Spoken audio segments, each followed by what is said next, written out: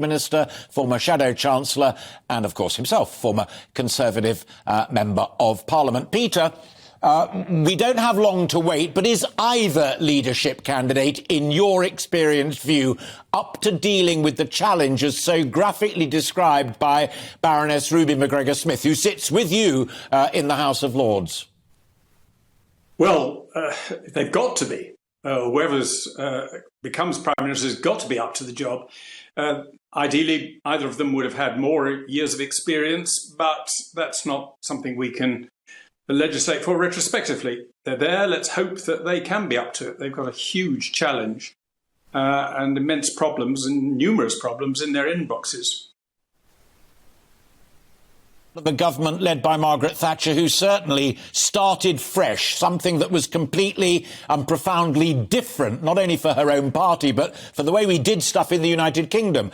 Are we looking at such a moment down the barrel of a gun, as I said to Freddie and Hamish earlier on? Now's the time to do something profoundly different, and that might just mean Truss.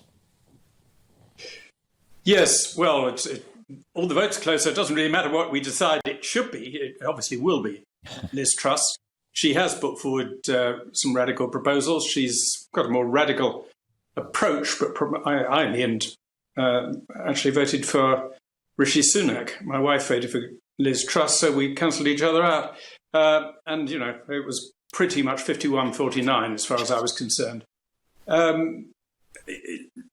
It's going to be Liz Truss. She has had a willingness to consider radical options. Let's hope she does.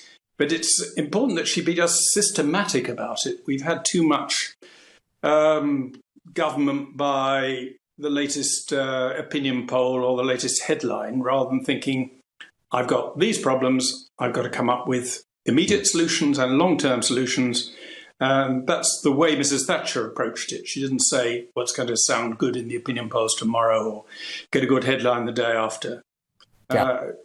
They've only got 2 years up until a general election, but the electorate will reward them if they're seen to be governing, whoever it is seen to be governing in an effective way rather than just a responsive way. Sure.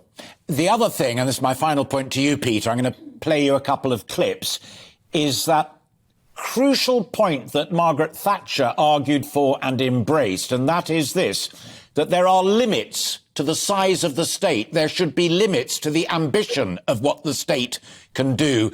And the answer isn't always simply to chuck money at it and chuck money at it. I put precisely that point to both Rishi Sunak and Liz Truss when I hosted the Manchester hustings, whenever it was, a week or so back. And I'm going to play to you and my guest in the studio what they both said. So first up, I think, if I remember rightly, is Rishi and then Liz afterwards. How big should the state be? Is that something that your party and the rest of us now need to debate? Here's what they had to say, Peter. Government can't do everything, but more than that, government shouldn't do everything. We are Conservatives. We believe in personal responsibility. We believe in families. We believe in communities. And yes, COVID happened, but that is not the norm. We've got to be willing to actually just make the argument, because all the pressure is always there. And as that's what you've seen over the last 2 years, that's not me. I don't wake up every morning and when a problem comes my way think, oh, well, how can the government spend some money to solve this problem? That is wrong. That's not what a Conservative government should do, and that is not what I will do as Prime Minister. So my long-term vision is for the state to take a smaller proportion of GDP, but the way we get to that is by unleashing growth and doing all the things like the post-Brexit reforms, speeding up infrastructure projects, having low-tax investment zones. That is the way we get to a higher growth country. And ultimately, yes, the government sector will be a smaller proportion of that. Peter, that's both of them on the money, and I think we could all of us done with a lot more of that during the campaign. Do you not agree? Yes. Though, of course, it's easy to say in general you want state to take less without spelling out where it's going to take less and where you're going to be leave it to people's individual responsibility and the private sector to cope. That's always the difficult issue. And you don't radically in government say suddenly we're going to withdraw from a whole sector of the economy, but you can resist temptation constantly to encroach, and look at some recent decisions and see whether they can be reviewed.